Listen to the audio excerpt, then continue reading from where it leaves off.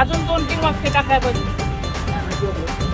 मुलाला शेती आहे का आणि शेतीत काम करायचं नाही, हे 2-3 वाक्य टाकले पाहिजे.